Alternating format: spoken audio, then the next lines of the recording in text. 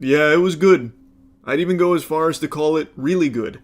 And this is coming from a petite homunculus that doesn't even like the backrooms. I've always understood the appeal, I've just never personally found it scary or overly thought provoking, and I've played oodles of backrooms games that are just some of the stinkiest slop you'll ever experience on Steam dumpster diving.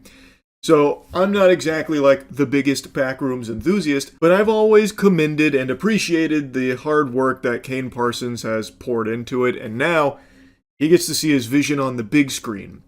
And he turned a hater to a glazer. I had always bah humbugged backrooms, but this movie I really enjoyed. Now, it's not without flaws, obviously, no movie's perfect, but damn, he really did step up to the plate and hit a fucking dinger. So anyway, let's get into the weeds of it.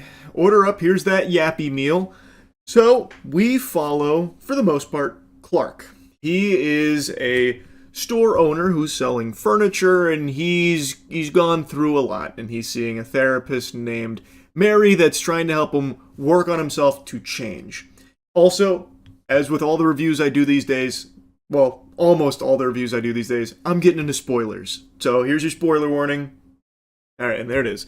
So he is seeing Mary after he's been kicked out of his own house by Barbara, his significant other, and now he's living at the store, and he hates it. He wanted to be an architect, and he just unfortunately wasn't in the cards for him. Now he owns this furniture store, and he is just filled with this bubbling rage. And when he is going through an exercise with Mary, it becomes very clear that he has some deep-rooted anger and has this lack of ability to accept things that are his fault. He has a drinking problem. He lashes out. He bears resentment towards Barbara because he's paying for her to go to school to be a lawyer and not contributing. He pays for the house, but now he's kicked out of the house. It's not fair, and it's not his fault, that kind of thing.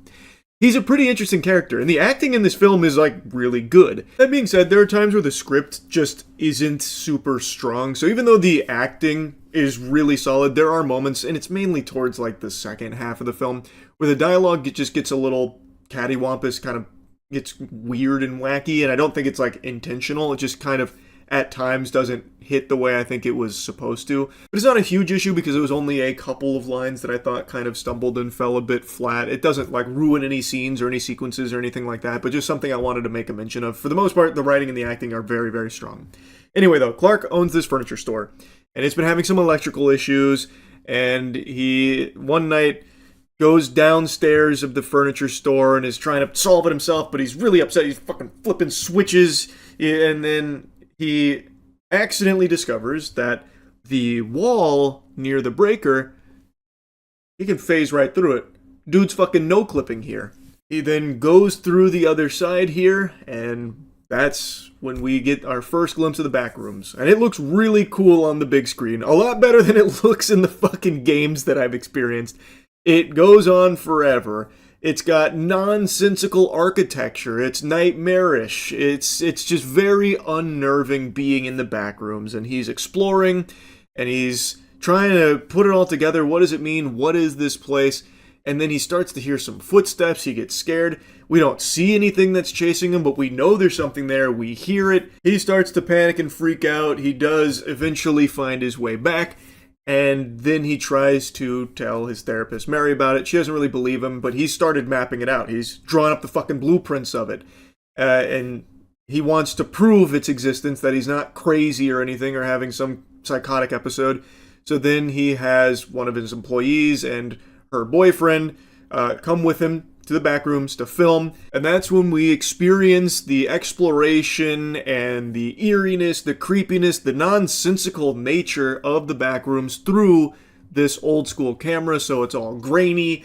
And this isn't the first time the movie did found footage. It opened with a found footage, camcorder style sequence.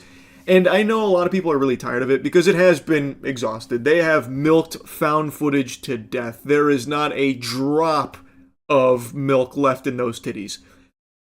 But I would still say it does very well in this film, especially when the Backrooms was built upon found footage. At least most of the content is around old school camcorder videos where some poor soul falls into the back rooms and ends up in a library that's shaped like a DNA helix and maybe the fucking Babadook throws a pie in their face. Whatever. Found footage is integral to the DNA of the back rooms. So obviously it's got to be here, and I do think they do a good job of making it not like the most trope, cliche-ridden found footage you'll ever see. I think they did a good job of making it interesting. We are not just seeing like jump scares or whatever through the camcorder. We're seeing a lot of the back rooms and trying to like map it out ourselves. And we're hearing things, we're seeing things. We're watching the group here try and explore deeper to see what's down there. You get like a laundry room section. Then you get this monster that you can't quite make out the shape or the actual look of it. And I think that helps elevate it. You see the panic as the guy's trying to run back, pull me up, pull me up, pull me up, and then ultimately ends with the entire group being pulled down by the monster. We see blood splattered all over the place, everyone's screaming, and this is all through this 90s camera. So it's definitely got like that old school VHS camcorder style feel that I think is always something that can make it creepier. Especially when you are dealing with like a monster. I always think it's best not to just go whole hog and show the monster outright, because that takes a lot of the mystery out of it. And the scarier experience is when the audience isn't quite sure what they've seen, which is something I said about Obsession. I thought Obsession did a great job of that with its lighting, how it would like obscure Nikki's face and make you on the edge of your seat, like trying to figure out like what expression is she even making? What's going on there? Like, I think that's when horror is at its best, when you're not entirely sure what the threat is, but you know it's a threat. And the Backrooms, in a couple of instances, does that too. But the Backrooms also isn't shy about just showing the creepy things. So as Clark is exploring the back rooms and running away, he of course keeps the camera with him, so we're experiencing it too. We see like a Christmas tree, we see a lot of like furniture that's clipping into walls, we see a lot of rooms that just don't make any sense, but we also see some potential enemies down there, like a woman who just starts charging at Clark, and that freaks him out. Eventually, we then leave this adventure here with Clark, and now we're focusing a bit more on Mary. And we've been getting flashbacks to a very troubled childhood that was traumatic for her, with her mother going through very severe mental health problems, where she wasn't even letting her daughter outside. So she has been trapped inside as well, kind of like her own personal back rooms in a certain way. And that's something that I believe they were exploring, especially towards the end of the film. But anyway, the second half, well, not the second half, like the last like 30-ish minutes we are spent with Mary, discovers the back rooms. Turns out Clark was right about everything. She meets Clark, and Clark has kind of lost his mind. He is unhinged, and we are now seeing that side of Clark that came out during the earlier therapy sessions, where that rage is coming out. He's angry at the world, and he takes no responsibility for where he is and how unhappy he is. So he ties her to a chair, and that's when he starts monologuing. And this is where I thought some of the dialogue got a little weak. Even though the acting was great, I think some of the dialogue just wasn't really hitting during this section. And this is also where the movie now just shows you all of the threats that we had only kind of caught glimpses of. In this scene, Clark has 3 humanoid people around him, but there's something very off about them. And they're very odd looking. He stabs one. He then starts like pulling the stuffing out of one of them's belly. He's like, the best part is you can eat them. And he plops stuffing on the plate. And it's goofy, but I believe that's self-aware. I think that was supposed to be humorous. A couple people in the auditorium were laughing at that. And I believe that's on purpose. So like, I actually thought that was really good. But by showing you like these creatures that we were fearful of going into it, it now takes the bite out of them when we see them again later. I think they've done a good job of making them look unnerving, that's for sure, but it's now no longer like scary because he's explaining exactly what they are.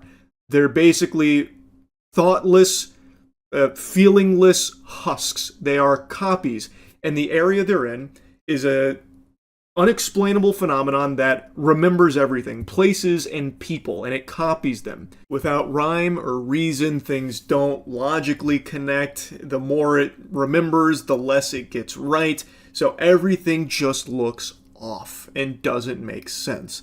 And it's a really, really cool explanation for all of it, and the way Clark delivers it, I think, is great. Like, I actually was really captivated by that, and it was, I think, a very good, like, reveal of the back rooms to Mary here, as Clark has lost his mind. Clark, while explaining this weird, wacky world that they're in here in the back rooms, is also very threatening to Mary. He has a knife. He's got her tied to a chair, and it looks like he's going to kill her. He even goes up to one of the copies in there, the woman, and scalps her, cuts her hair off, takes the scalp and puts it on top of Mary as a wig, and then demands that they go through that exercise from the beginning of the film where he is being walked through his experience the night that Barbara kicked him out of the house with Mary, and now he is demanding that Mary play Barbara again. It's a very tense scene, and I think it works really well. But where I think it loses some of its luster is after Clark and Mary have their big exchange, and Clark is, starting to learn this is where he wants to be. Then we have the big giant bad guy from the beginning of the film, and that we've seen as a threat throughout, like, when Clark and his employee and her boyfriend were there. We see the big bad guy, and it's a version of Clark. It's a copy of Clark in his pirate getup that he used to advertise on TV for his furniture store. And I really think by showing you that just full front, it made it a little silly as opposed to scary, especially considering Clark then starts talking to it like it's an animal. Like, oh, don't worry, buddy. No, she said this is just how we are. It's how we're wired. And the scene, like, it is supposed to be, I believe, like a bit of an emotional beat, because Clark, for the first time in his life, finds a place that he feels he belongs and believes that, this is good. This was healthy. This is what, it's making him happy. And now, this copy of Clark that's giant, it's enormous, and it's like malicious. He is now talking to it like an animal, calmly, and then he gets picked up, he gets uppies, and then gets eaten. It was like that picture of, Saturn eating its young? What's that classic photo that's in every horror game ever? Where it's like biting into the guy. I'm pretty sure it's Saturn eating his young. But anyway, it's that, and then it ends up killing Clark, and then the rest of the movie is spent with Mary running away from giant pirate Clark. And the chase isn't bad. It goes through a lot of, like, other really creepy areas in the back rooms, and it is like a big threat here with this giant creature making a lot of very loud, spooky noises. But to me, I thought the movie was at its best when it was slowly building to things, gradually building tension and unnerving you, as opposed to now just kind of being like a nuts to butts chase. And that's not to say the whole chase is just like Scooby-Doo-esque or anything like that, because there are some tense moments in there, and it's, like I said, it's not like I disliked it, but I just really thought by keeping it more of like a mystery and keeping it more obscure on like what's even around and what's making it a threat, I thought that's when the film was at its best. And I really think the camcorder footage, the found footage, were some of the best sequences in the film. Now, admittedly, I do think there are some parts that maybe linger a little too long, especially when Clark first gets to the back rooms, where we'll see him walk down a long hallway, and we see every fucking agonizing step of that walk. And it's, obviously, he's in like a really weird location, and this hallway doesn't make a lot of sense. There's a lot of like noise now happening, so like I get why it'd be slow, but I just don't think we needed to see every single step there, because then it does feel like it dragged. And there are a couple instances of that, but not many. But what I'm saying is, I really do think the film was at its best when it was slowly building and slowly showing you things that you, as the viewer, weren't entirely sure what you saw. I thought that made it creepier. And it's not to say that I think by showing all of the, copies and, like, Pirate Clark, that it, like, took away from the film. I still think it worked really well in the context of it, especially when they're explaining what this place is. It's not even like necessarily an evil place. It is just this mysterious entity that is remembering and copying things, and it's just not copying them super well, so these things don't know how to act. They don't know how to think or what to do, so they just do things inexplicably. So, like, it still works. I just personally preferred when it was slower and like constantly keeping you on edge of what you're going to see next or what you thought you might have even seen in the last room. Anyway, I did like the Backrooms. I thought it was very enjoyable. I had a good time with it. And I'm really excited for more of Kane Parsons' projects coming up. Like, I'm really excited to see what else he'll sink his teeth into, because I imagine this is going to be very successful. The fucking theater was packed. So, like, I'm assuming it's going to do extremely well in the box office, so he'll probably get more under his belt. And I'm excited to see what they are, because I think he did crush it with this. Anyway, that's really about it. See ya. If you would have come to me 5 months ago and told me that potentially the best movie of 2026 was going to be a horror film, I would have poked in the eyes like Captain Insano and told you to get out of my house. Would have been trying to have you institutionalized for such a delusional idea. But now look at us, farting and shitting in the reality where the best movie this year really might just be the horror film I just got back from. Obsession. A lot of people have been glazing it. I'm sure you've seen a lot of the hype around it, and I know I've been very vocal and you're probably tired of hearing me whine and squeal about how exhausted I am of this marketing tactic, specifically in regards to horror films where everything has to be the scariest movie ever made. Oh, no, it's run, don't see it, no, it's too scary, you can't handle it, it's gonna be piss all over the fucking seat, don't go see this new horror movie, it's too scary, like with Long Legs. And I know every time I review a horror movie now, I can't help but make that mention, just always fucking shooting spitballs at Long Legs for the marketing around it. But point is, this movie had a lot of hype, and nowadays that makes me kind of skeptical, like, okay, might not be all that special. But in the case of Obsession, I think exceeds all expectations I could have had based on the early reviews, and even the trailer. The trailer looked good, but this is much better than the trailer led me to believe.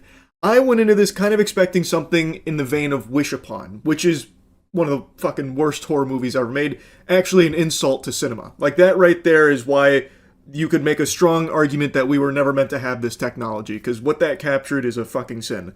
Wish Upon is a terrible film, but there is something in Wish Upon that is shared in Obsession, which is a wish for love, which overwrites a human being's free will to bend to that wish for the person who made it. It's a fun concept that is ruined in Wish Upon, but explored beautifully in Obsession. And now, after having watched this film, I feel like I can say with confidence, the best horror movies are being made by YouTubers. Raka Raka crushed it with Talk to Me, came back for the double whammy with Bring Her Back, which I thought was one of the best films of that year, and now this film, Obsession, is also a YouTuber-directed film. This comes from Curry Barker. And this is so far my favorite movie of the year. I really liked it.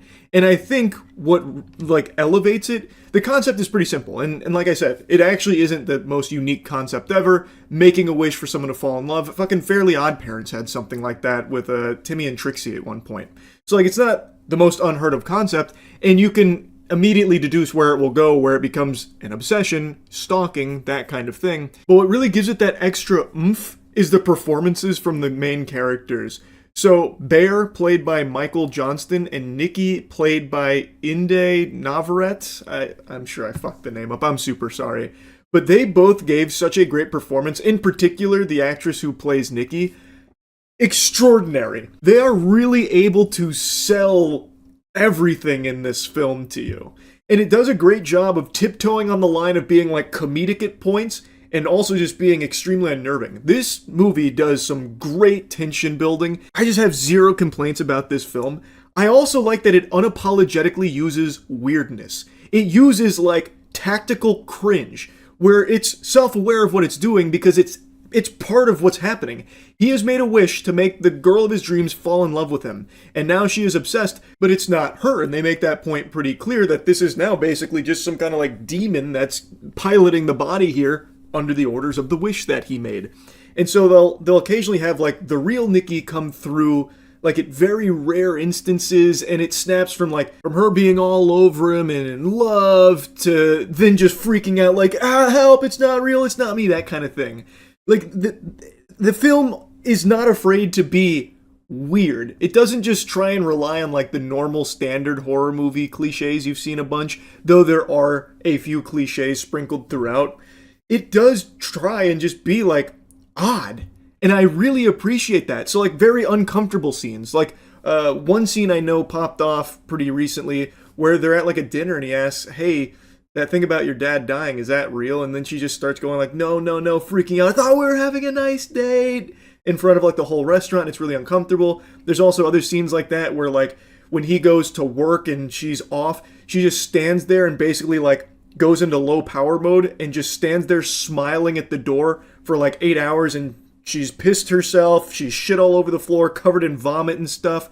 Like, it does just get weird and uncomfortable and unnerving. And I think that really helps sell the unpredictability of each scene as they're building all of this tension. Because you don't know if it's going to go in like a comedic direction where like at a party she has to do something for a drinking game and it ends with her reading a really odd passage from a book that she's working on and everyone's all weirded out. She's completely ruined the whole vibe of the party. And then she just goes into like wacky maniacal laughter. Ah, just joking. No, I'm joking about joking. So what if I'm fucking serious? Like that kind of thing.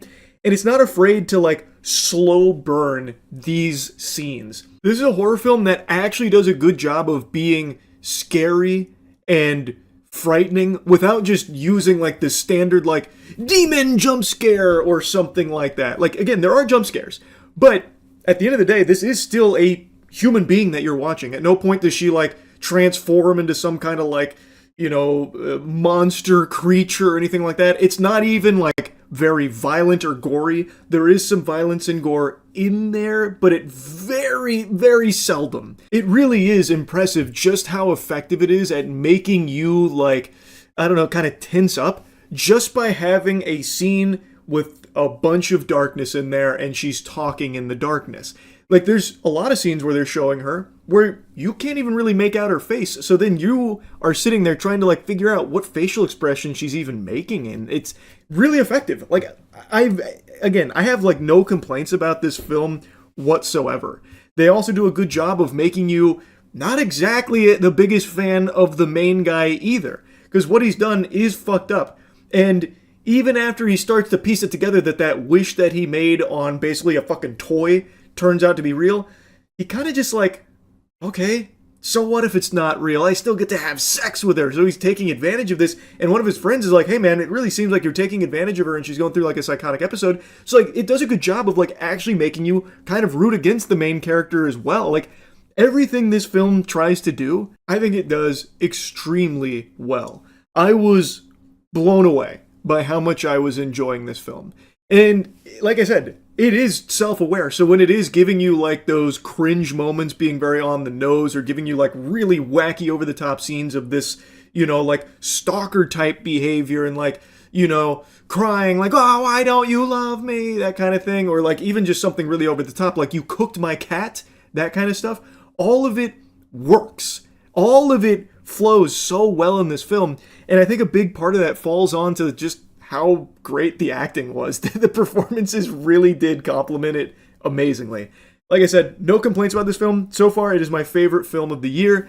There are some heavy hitters coming out in the next few months, and especially towards the end of the year with the Dune 3, so I guess we'll see if it stays my favorite movie of the year, but man, this was very strong.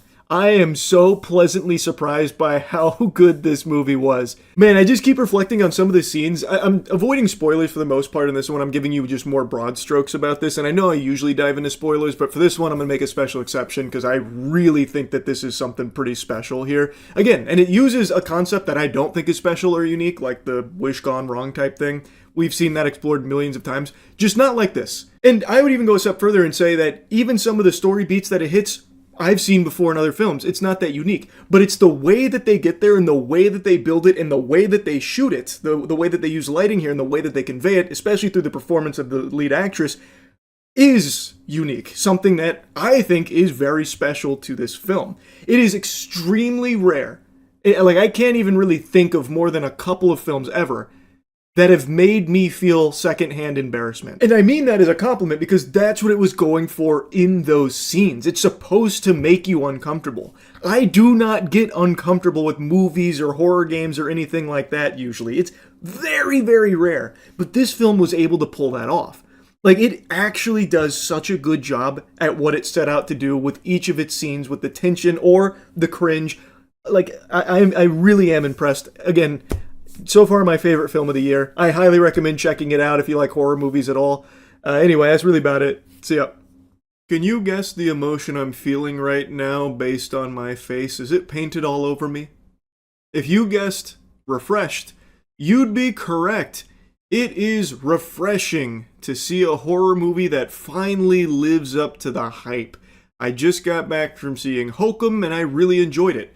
Going into it, I saw all of the stellar reviews saying how great it is, and surprisingly, it didn't tiptoe over the edge like a lot of horror movies love to do, where they just slap, "Scariest movie ever made! Hope you brought your diaper! You're gonna be pooping! It's turbo extreme spookiness!" That kind of thing.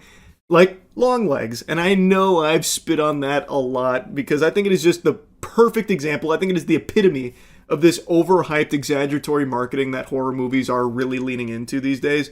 Longlegs was just but the advertising would lead you to believe that it's scarier than hell itself, that it was opening a fucking portal to the underworld or something.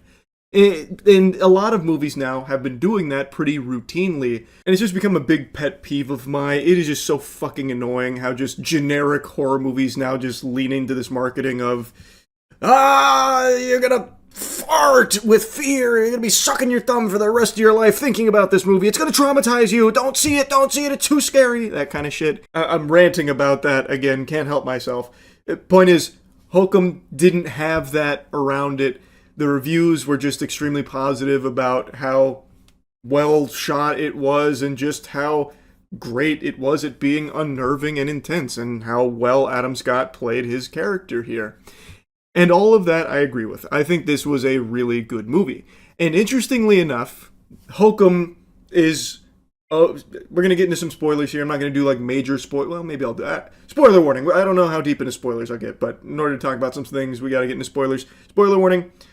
The movie revolves around a witch that is supposedly trapped in the honeymoon suite of this very peculiar hotel. And they make that pretty clear early on, and in the advertising you can see that there's a supernatural element to this horror movie, but what really surprised me is that that's not the meat and potatoes here. This is actually more of a murder mystery than anything, with supernatural elements that are thrown in, like woven throughout it, really seamlessly, and it's great. It's like a really good marriage of murder mystery plus just genuinely good horror. Like, it does rely on a lot of jump scares, but they didn't feel cheap or anything. It actually just complemented the entire atmosphere they built up of this murder mystery really well. So I thought that was very cool. They introduced some interesting characters. Adam Scott plays a writer who's a real asshole. And you spend most of the movie kind of rooting against him. You're like, okay, when's the witch gonna fuck this guy? And by the end of it, you're like, oh, please, I hope everything works out okay, that kind of thing. They do a good job of making you care and fleshing out these characters. Even like a wacky guy in the forest named Jerry, he gets quite a bit to do. He's a cool character. It does a lot that I didn't expect it to do. I was expecting, based on the previews, or the trailers and the reviews, it would mainly just be like a horror movie about a witch, that kind of thing, just doing like creepy witch shit. But it's not. That is definitely there, and when it's there, it's done well. They do try and put a different kind of spin on it to a certain degree using the folklore, which I appreciated. It's not the most unique thing you'll ever see when it comes to that, but it's done effectively. I also really appreciate that there's no stupid characters, per se. No characters are making, like, really dumb decisions.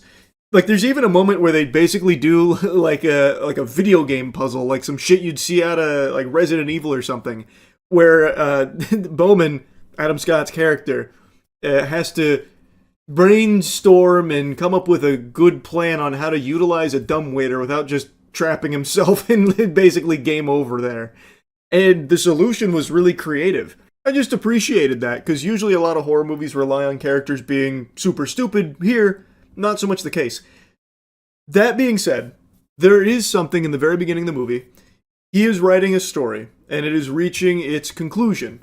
And there is a glass bottle with a very important item inside. And the character and a child that's traveling with them are in the desert, and they reach their destination. But then he realizes he can't open that bottle to get the piece of paper inside of it out.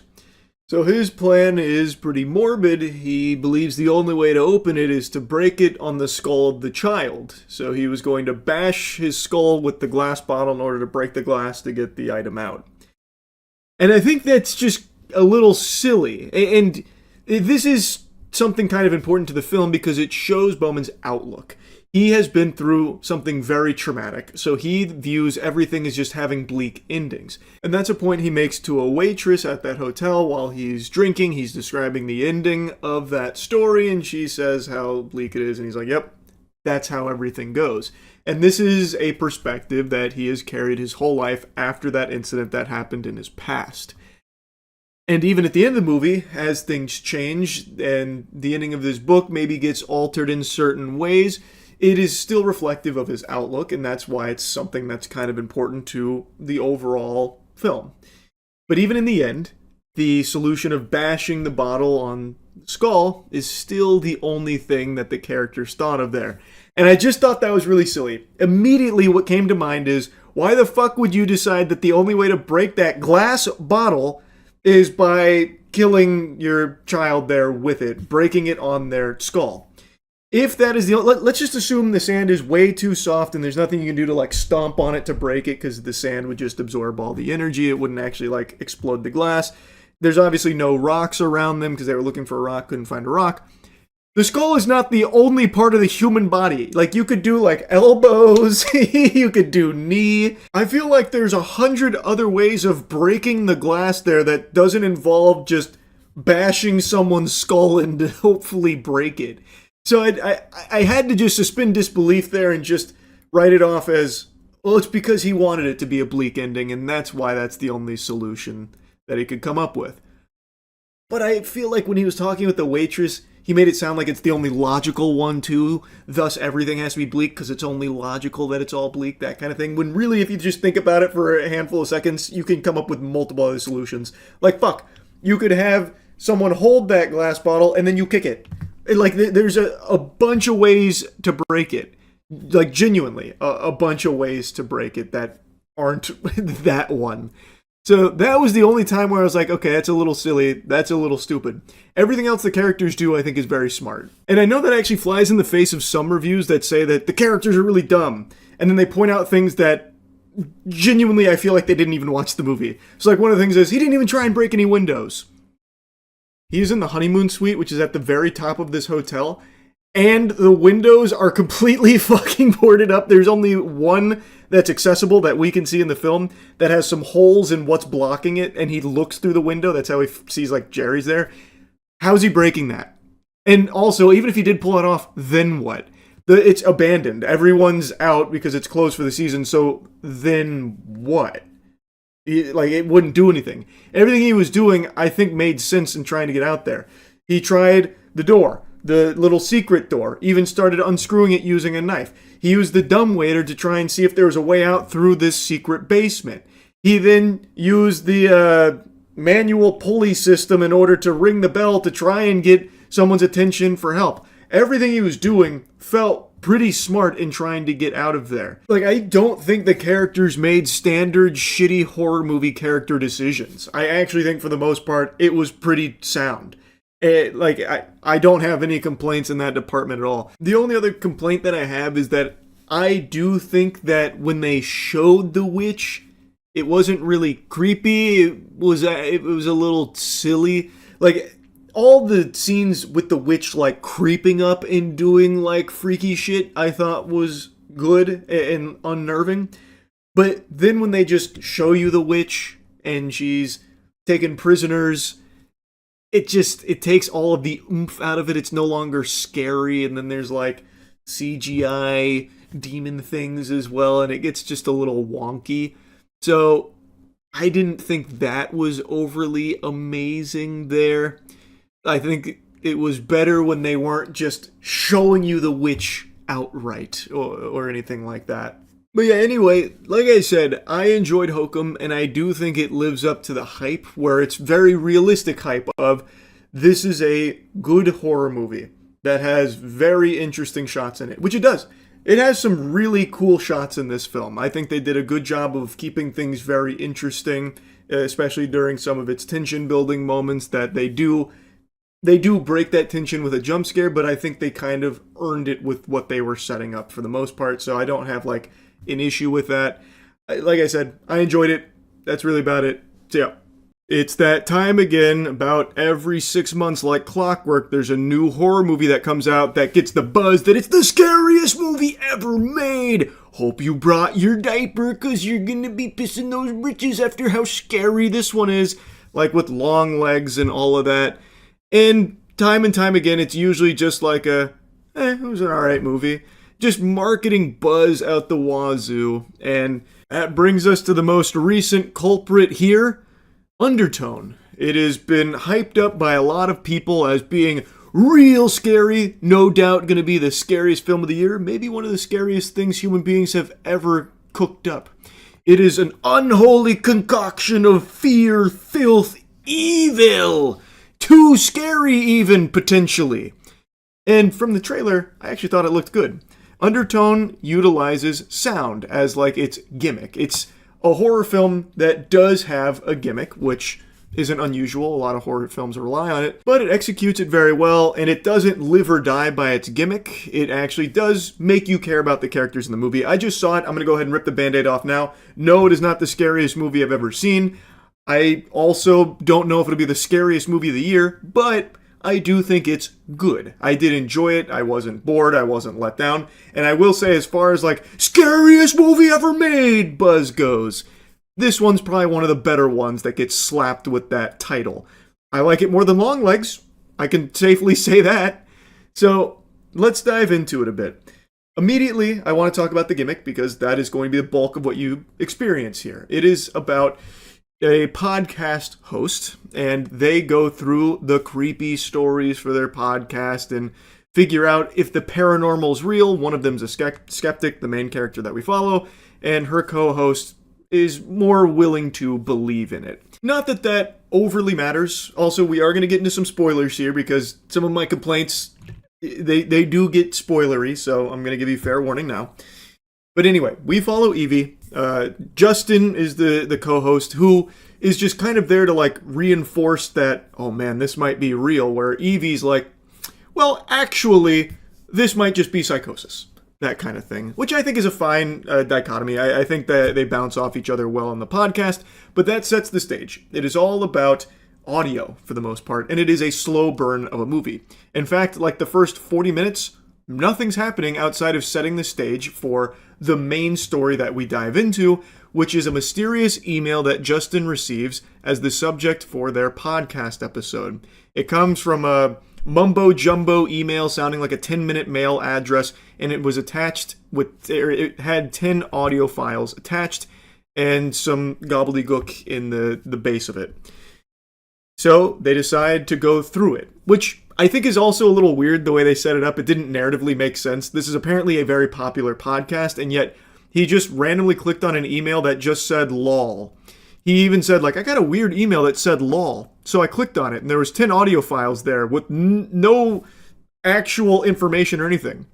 So we're going to listen to him for the episode. That feels like a bit of a leap there. But anyway, it then dives into these audio files, and we learn about two characters in these audio files, Mike and Jessa. And some really peculiar stuff is happening in their relationship, potentially possession. I don't want to spoil everything, so I'm not going to get into like full-blown spoilers or anything. I just want to make that clear right now. But you are now listening to basically a potential possession. And Evie is, of course, not really believing it, thinking it could be a hoax or rational explanations. Justin, on the other hand, starts like researching, and we get like a lot of lore. Like, we learn a lot about what's going on in these audio files, and I think the movie does a really good job of making you care and making you feel tense. Even though it's not actually showing you anything, you're just hearing these audio files. It's also shot in a really creative way.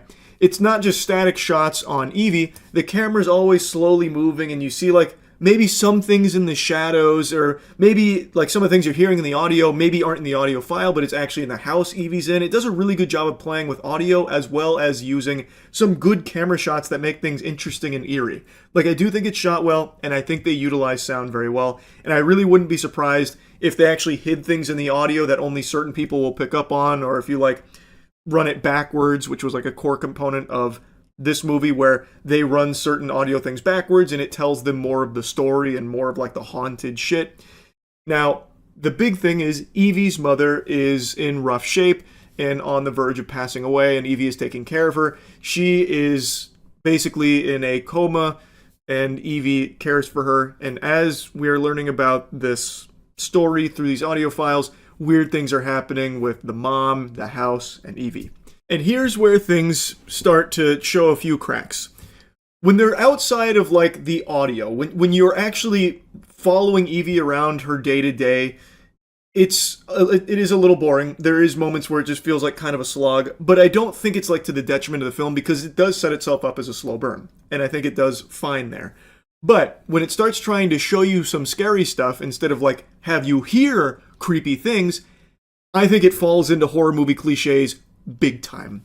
Like, it uses some of the most standard shit that you've seen in horror movies, just tropes out the wazoo, like the classic teapot, or Evie likes to draw with crayons, so then she drew something weird, she drew something scary out of the crayons, what? Or like a weird statue that keeps mysteriously getting moved, or the light comes on and then the light goes off. Like, it just shows, like, when it's trying to show you something scary or creepy, I think it just kind of falls into the old tried and true methods of the same scares that you've seen a million times, especially towards the end. At the end, they throw the kitchen sink at the scares that you're used to seeing. So as shit's popping off and they're receiving phone calls on the podcast from people like laughing because it's the bad demon going, ha ha ha ha ha ha, ho ho ho ho ho ho. You shouldn't have listened to all the files. Are you dumb, you doofus? You listened to all 10 files? Uh-oh, guess we're gonna fuck ya. Like, it's literally taking like a victory lap, and they use like the standard cliche demon filter where it's like, gooba booba, gooba booba gooba, you listen to the 10 files, gooba gooba gooba, it's, I don't know, it gets so silly with that.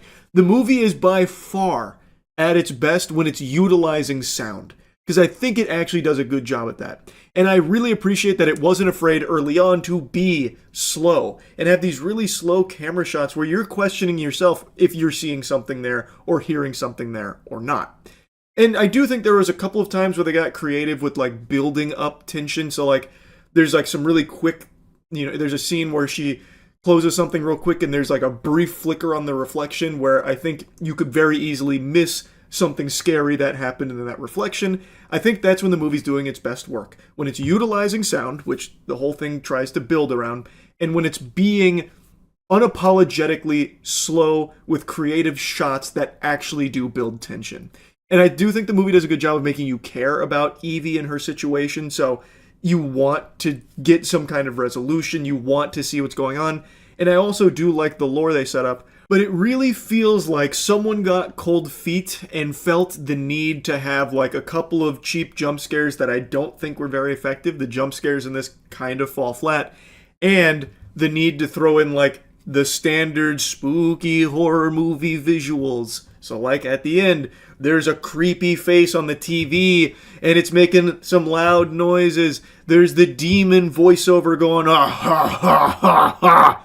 That kind of thing. Like, it just, like, it ruins its own momentum of being, like, methodical with its tension. And it just kind of blows its load into this giant bukkake of, like, generic horror visuals. But that's not to say I think everything about the ending sucks. I actually love what they did at the very, very end of the movie. They have, like, this 10-ish minutes, maybe 15 minutes of doing, like, the standard horror movie shit. And then, like, the very end, the last, like, 2 or 3 minutes is actually only audio. It's only audio to deliver the rest of the movie, and I thought that was great. I thought that was a really good choice, and if it didn't have that wet fart for 10 to 15 minutes before it, I think it would have stuck the landing much better. But even still, I do like the decision they made at the end there. Though I think a lot of people will be disappointed that there's not actual closure. It's very open-ended. But for me, I actually like that more because then you actually think about it. You don't get spoon-fed what happens. You hear things that happen, or you hear things you think happen, and you play it all out in your head. So you are imagining things. And this is something I've said for a while. The scariest thing isn't what something shows you. It's what you convince yourself of. No one's going to scare you more than you will. Which is why things like the very last couple minutes of the movie, I think, work really well, because it's not showing you anything. You're hearing things, and now you yourself imagine them, and maybe you scare yourself with what you think is going on there. I just thought that was smart, and I really like that, and I really wish it didn't have the 10 to 15 minutes worth of, haunted house shit that they decided to throw in there. But overall, I do like the movie. I think there are a little too many horror movie cliches, but I do still like the movie. I thought the performances were solid too to really sell you on the characters and what was going on. So I did enjoy the movie. Is it the scariest movie I've ever seen? No. Is it a good horror movie? Yes. Now, it very well could be the best horror movie of the year. Who's to say? I do think it is strong. I just wouldn't go as hog wild as everyone else seems to be going about, it's too scary, it's the scariest movie, no doubt, holy shit. I always think that is to the detriment of the film, because then it puts unrealistic expectations on the movie, and it's very unlikely for them to actually reach that level. But if you go in with normal expectations, I think you're going to be very pleasantly surprised with the film. I think you're going to enjoy it. I thought it was good. So yeah, overall undertone I thought was solid. That's really about it. So yeah. Good news for Scream fans, there's a new movie out. Bad news for anyone who likes good movies, it's not a good one. It's here though. Scream 7. The disgust you felt watching me do that is about how disgusted you'll be wasting your time and money watching this film. Most people don't like this movie. Most of the reviews aren't overly positive. I just watched it. I am also in that camp now. I didn't find a whole lot to like about it. We're just going to dive right in, get into the weeds. So here's your spoiler warning. The best part of this film is the first 15 minutes. The scene that you see plastered on the trailers, that is by far the best content in the film. It's the intro, where you have two people in a house, and it's, the house, and guess what?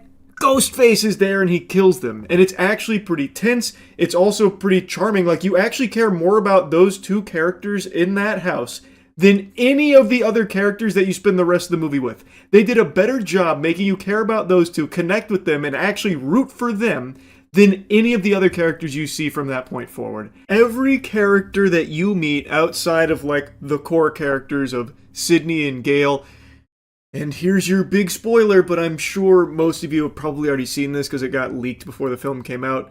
Stu, played by Matthew Lillard, also makes an appearance in this movie.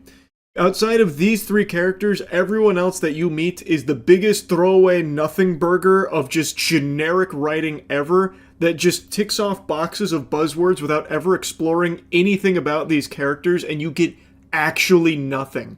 They are just meat balloons waiting to be popped by the ghost face killer. That's it. Even Sydney's daughter, Tatum, the relationship between Sydney and Tatum is hardly explored. Now Sydney's an overprotective parent. Tatum kind of resents her for that, and now she's kind of rebellious. But they never actually even really talk or connect through a shared experience until the very end, kind of. It's just all of a sudden, Mom, this is really fucked up stuff you've been through, and now that I've been subjected to it, man, I really get why you were so protective all these years. It's oh, okay. Glad that resolved. But there's never anything built up with any of these characters or their relationships to one another. And every character that is introduced in this film, every new character, I shit you not, is here solely to be killed. You get nothing of substance with them. They get killed, and some of the kills are actually pretty decent. Especially in the tavern, there's a couple moments in there that was oh, that was a really silly kill, but self-aware silly. but like the character that dies, you probably don't even remember the fucking name of. Like they are the most, like they have one character trait. Like for example, Lucas is the creepy guy. He's obsessed with horror films and the story of Sidney Prescott. So could he be Ghostface? Or is he just a obsessed weirdo guy? And then they also introduced two new characters that are working with Gale, and they're like reporters, and they're into like true crime and stuff. So they're investigating all of this, and they're doing like it could be Tatum's boyfriend, or it could be creepy guy, but creepy guy maybe a little too obvious. Creepy guy loves this a little too much. Maybe creepy guy could be Ghostface. That kind of thing where it's supposed to be self-aware, but it's very clearly written by a 60-year-old man who clearly has no idea how people actually talk, so it's just really embarrassing and cringe to listen to. But anyway, like every character that gets introduced has one personality trait, and it is all they do, and that's it. You get nothing else. They hardly interact with each other, and when they do, it's very stiff and very bland, and then they die. And like I said, some of the kills are interesting, but that's all they do is just die. So this whole film is just, here's a kill and a sequence that isn't really intense. The sequences aren't that intense outside of the first 15 minutes. That ends with a kill that may be satisfying, or maybe it's just they got stabbed and died. There's a couple of those. But like, Ghostface racks up quite a kill count here. The KD ratio went ballistic, and yet not a single kill felt like it mattered at all. Because also, the main characters, like Tatum, forget about all of her friends. All of her friends die. They are brutally murdered. And she actually even witnessed her boyfriend getting stabbed to death. And she basically forgets all about it by the time the credits roll, and even drops like a hard one-liner saying, "I'm Sidney fucking Prescott's daughter." It's like, okay. Wow, this was quite a turnaround. What about all your friends and your boyfriend that has all been murdered? Like, I guess, whatever. We'll wipe her ass with that, I guess. It's just crazy how little they actually tried with any character in this movie at all. And I think it's important to have characters that you actually want to see survive. Otherwise, you're just watching a montage of kills and sequences that aren't exactly amazing most of the time, and nothing else. There's really just nothing of substance here. Anyway, though, I mentioned Matthew Lillard makes a return to this film. Kind of. This movie has some baffling decisions. Like, actually, shockingly dogshit ones. So one of the things is AI. And the way Matthew Lillard reprises his role as Stu is, you know, in the trailer where it says, "Oh, I'm not hiding, Sidney, not this time." Well, in the film, he then follows it up with a FaceTime call, and it's Stu. It's Matthew Lillard as Stu talking to her. So then the question becomes, is someone deepfaking this? Or is Stu really alive? So then her and Gale start investigating, and they're starting to piece the puzzle together. They go to an insane asylum because one of the Ghostface killers that they actually were able to kill, Gale hit him with a car, like literally a joke moment where Gale just flattens this fucking guy. They get out and they're like, "Oh, vehicular manslaughter. Didn't expect that today." They just murdered a guy. It was Ghostface, obviously, but they kill this guy, they unmask him, and everyone just goes, "Who the fuck is that?" And it's just some escaped psychotic guy from the loony bin who, I guess, just out of nowhere decided he wanted to kill Sidney Prescott and her family, kill the daughter, kill the husband, kill everyone as Ghostface. So they tie it back to the insane asylum, the ward, and that's when they talked to one of the guys there who was like, "Oh yeah, no, that guy, he was a bad guy, but he was also friends with that guy on your phone you just showed me a picture of. That's John." So now they're like, "Oh my god, Stu's really alive, it's John." But they're also still not entirely convinced. So Tatum, her boyfriend, forgot his name, Ben? It might be Ben. I don't know, it's either Ben or fucking Jerichomo or something, I have no idea. It shows what a good job this movie did of making you actually pay attention to these characters or care about them. But they've said multiple times that this guy, her boyfriend, is really good with technology, so it could be him deep-faking Stu, because it's really unlikely Stu's still alive. And then Tatum even discovers that he was deep-faking himself as Stu, and he's like, "Wait, no, I can explain, babe. I was just seeing if the technology can do that, if it's even possible," and she beats him with a laptop. Turns out, wasn't him. He really was just seeing if it was AI. He dies in the next scene. Completely worthless. Again, completely worthless. And every single time these characters are together, it's a battle of who can make the dumbest decisions fastest. So all these characters, all of her friends, and even like the investigative reporters that work with Gale, when they are interacting with the group of friends, they all just make the worst decisions and even call out how stupid their decisions are while making them right before dying. And it's like, okay, that doesn't make it better. It's still just annoying to watch. It's so tropey, and at this point, it's just lazy. Like, you know it's lazy, but you don't care. You're just fucking sending it. Like, you're insulting the intelligence of the audience. It doesn't make up for trash. It's crazy how dumb the decisions are. For example, like Tatum, when she's getting ganked by Ghostface and her mom's on the phone, it's like, you gotta shoot him through the wall, shoot him now. And she shoots him a bunch and he goes down. Well, she then, like, unblockades the door and goes out to try and finish the job. And then that's when she gets captured. But it's like, why did you bother doing that? You just saw shooting him through the wall worked. If you want to finish him off, just keep shooting him through the wall, I guess. Just dump the mag. You don't have to go out there and put yourself in danger again. And in the theater, the entire auditorium just sighed collectively when she started moving, like, the furniture away from the door to go out there. Because it was just very obvious what was going to happen next. And, like, decisions like that happen constantly in this movie. Constantly.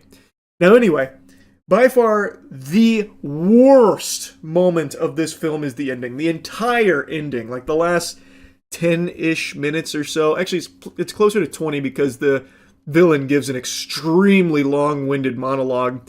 Because it turns out it was 3 Ghostface killers, and you don't know fucking anything about any of them. They are random people.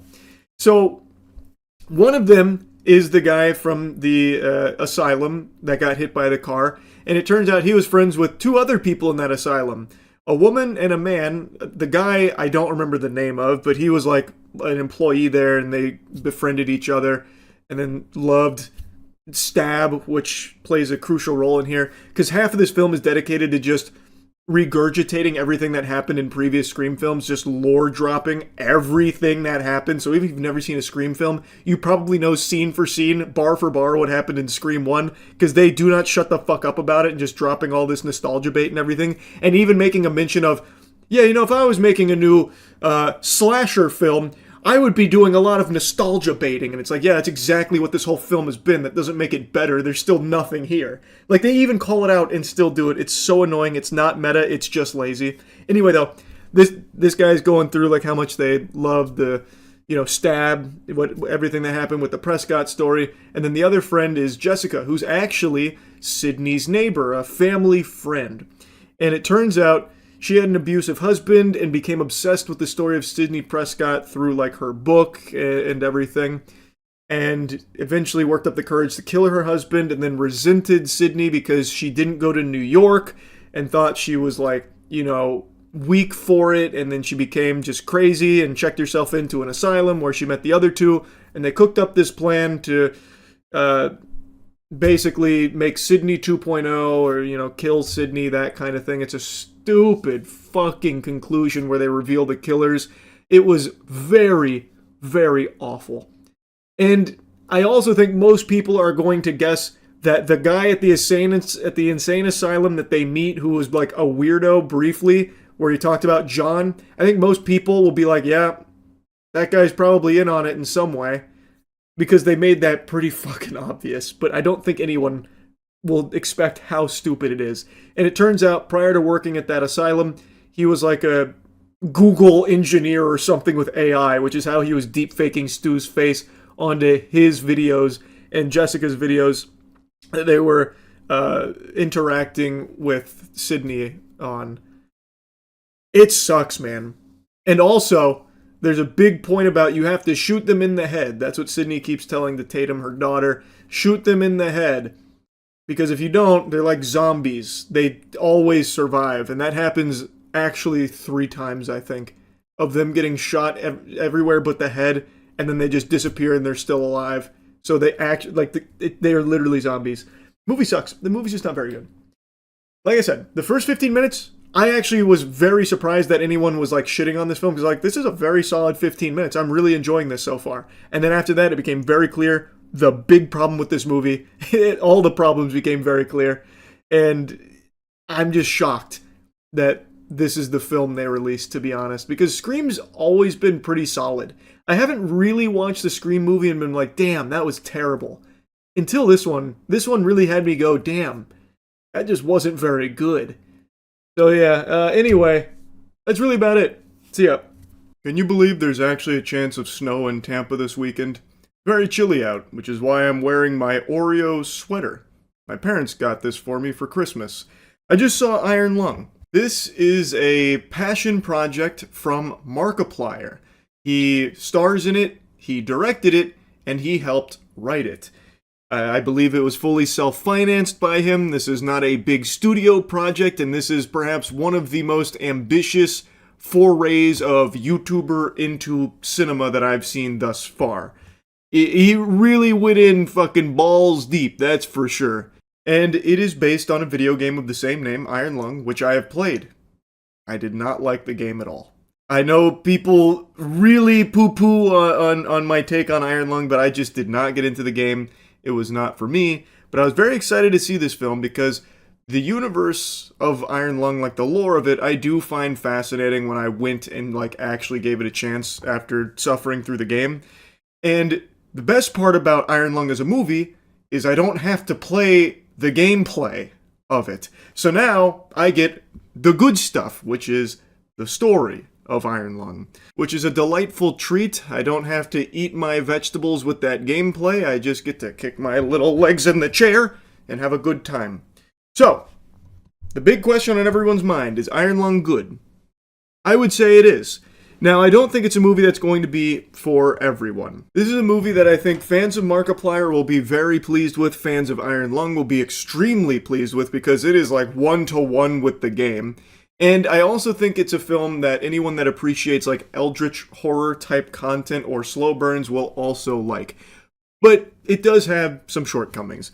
Now, I know Markiplier was going to like some of the premieres, and one of the things that he was mentioning is like, you know, try not to spoil things. So in the spirit of that, I will, for the first time in a while, avoid spoilers while talking about this movie. Quick side note, I was a little bit giddy in my chair, kind of hoping Markiplier would make a surprise visit to Tampa here for this premiere. I was half expecting him to rappel from the fucking ceiling or something, like, "What the fuck is up, Tampa?" or something like that, but didn't happen, so I gotta say I'm a little disappointed there. I feel like, you know, you gotta be looking at Tampa when you're looking at some kind of big, you know, premiere type shenanigans. It's very surprising and peculiar to not pay a visit to Tampa.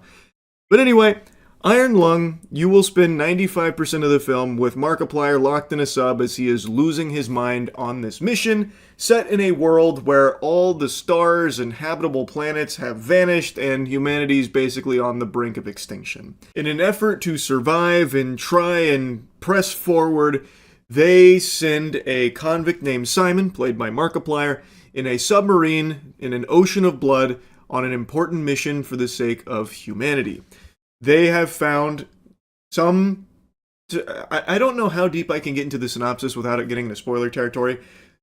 An ocean of blood is set on a planet that they have been investigating, and Simon is now tasked with an important mission. Should Simon complete this mission, he earns his freedom. Simon has a dark and mysterious past, much like Urgot from League of Legends, and this is his way of getting back into society doing this mission. His submarine is called the Iron Lung, and it's got some wacky tech there, and it is a fucking tank. It is built like a colossal shit wagon. Like, this puppy is built to last, and it is equipped with a camera that he will be taking pictures with, and then, of course, sharing with the rest of the station. Those pictures are of the utmost importance with what he finds at the bottom of the ocean of blood. That's kind of like the broad strokes narrative in a nutshell, and I think it's a very interesting narrative that by the end of the film, I think becomes very captivating. But I think the first half of the film is very, very slow, and I think fans of the property are going in expecting that. They know it's going to be a slow burn, but if you don't know anything about Iron Lung and you're expecting like a horror movie starring Markiplier, you may be a little underwhelmed for the first like 30-ish minutes of it, because this is Markiplier doing some chores, taking some pictures, doing some homework basically, crunching some numbers, and occasionally talking to a woman over the intercom. And for me personally, I didn't have a problem with it. It does very much drag sometimes, but overall, it didn't bother me. I've never been someone that's been necessarily put off by slow burns, and I do like eldritch horror type things. So by the end of the film, I definitely did, care about Simon and the mission and basically everything that they had put on the plate. But I don't think everybody will. I think a lot of people might kind of tune out in the first half, and it won't be until the second half where they start to really give a fuck. Now, I want to get my biggest complaint out of the way immediately. I'll just rip the Band-Aid off.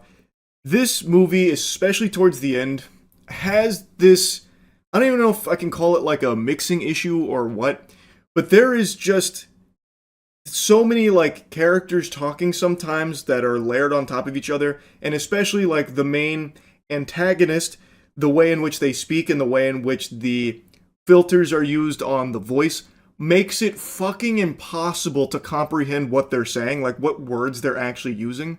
So a lot of like the dialogue that you hear from some of the characters is very mumbly, which I do think is by design, but it's also mixed in a way where even when I think it's supposed to be more clear and you're supposed to be able to like pick certain things up, certain elements from the speech and be able to understand the message of what they're saying, it's just inaudible and it's like impossible to decipher, like especially at the end, which again, I don't think was intentional because it felt like, especially when Simon was interacting directly with certain characters, that you wanted to know what was being said in return, and I think you were supposed to be able to understand it, but personally, I couldn't at all. Like, it felt like trying to remember a dream, trying to figure out what they were saying.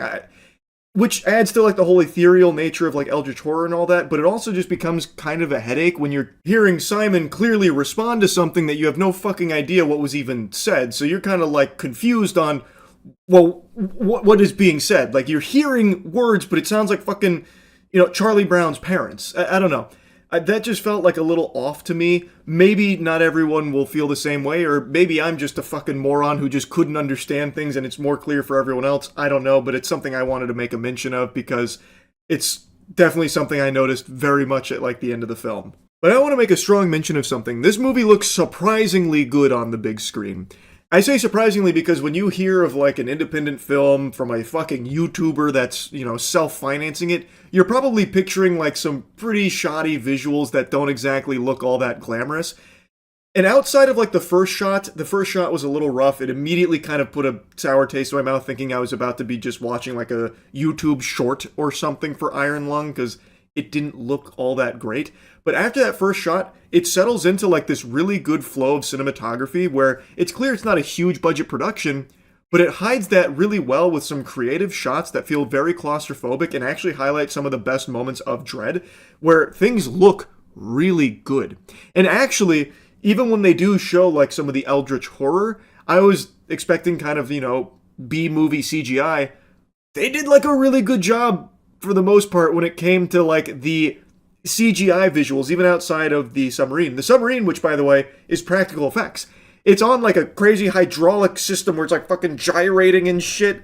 It's a really cool set that they've made for this. Like, I was really, really impressed, and it shines in the movie. They did a great job with that. But of course, there is some CGI when it came to like the eldritch horror elements, and they look very good, except for a couple of moments at the end of the movie. But for the most part, there's nothing here visually that'll make you go, ooh, that kind of looked like ass. It's all very solid, like across the board. I was very impressed. And I think the way they filmed their shots, like a lot of their shots are filmed in a way that do a great job at not letting you see that maybe it's not the biggest budget that they had to work with. And I do think one of the methods they used is one that I don't really like. They did a lot of shaky cam at the end. And I understand they're doing that because, again, it's not massive budget. So if they kind of just held like a, static camera there, it might not look as good. And it does kind of add to like the hectic nature of the things going on at the end. I get it. Not a big shaky cam guy. I've criticized that in a lot of other movies. I will, of course, make a mention of it here too. But it's not the biggest deal in the world because that's pretty much just reserved for the ending chaos. But now we gotta get to the biggest piece of the pie here. You're gonna be spending the majority of the movie watching Markiplier. The vast majority of this movie is Simon on screen, Simon freaking out in the sub as he's uncovering horrifying things as the eldritch horror is interacting with him and the world around him, and you're going to be watching him basically deteriorate, which means we go on an emotional journey with Simon, which means Markiplier is going to have to be doing a lot of heavy lifting with some high quality acting in order to sell this character to the audience. So this movie either hits or shits based on the audience's ability to separate Markiplier from Simon. If they can buy into Simon as a character as opposed to just Markiplier on the big screen. And that's where it gets tricky. Overall, I think his acting was good. There were some moments that were better than others. I do think when it came to like emotional beats where he's arguing with the woman on the intercom about certain things, again, I'm avoiding spoilers to the best of my ability, but when he's maybe divulging a bit from his past, I feel like it became very hard to see Simon the convict, and instead I was mainly seeing Markiplier instead of this character. Like, I don't think a lot of those conversations with the woman on the intercom were necessarily hitting the way that I think they wanted them to.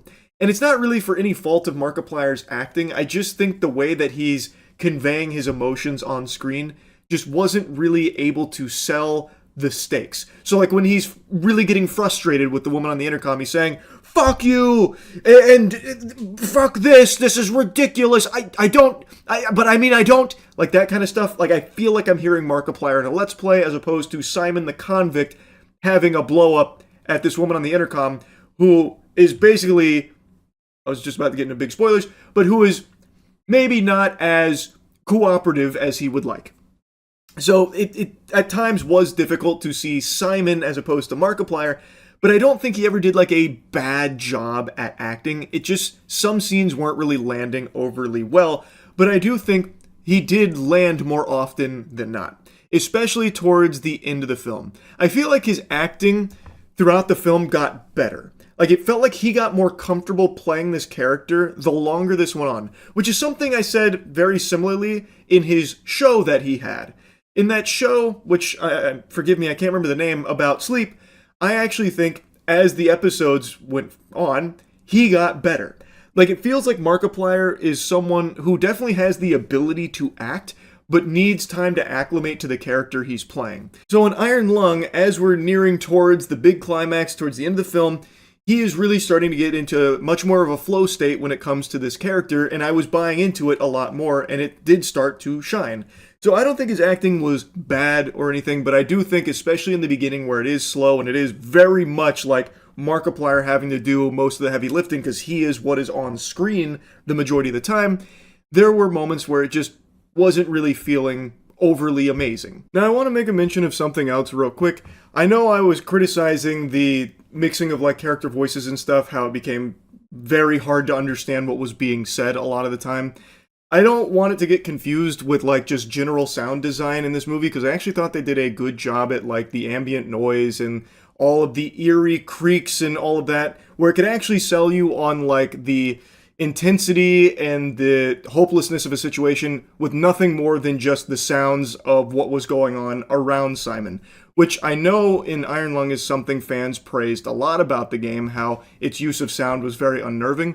I do think the movie for the most part did a good job at that too. I thought it excelled in certain cases of using sound to unnerve viewers or showcase just how dreadful it would be to be trapped in this fucking submarine at the bottom of an ocean of blood with an eldritch horror fucking fish thing all around you, right?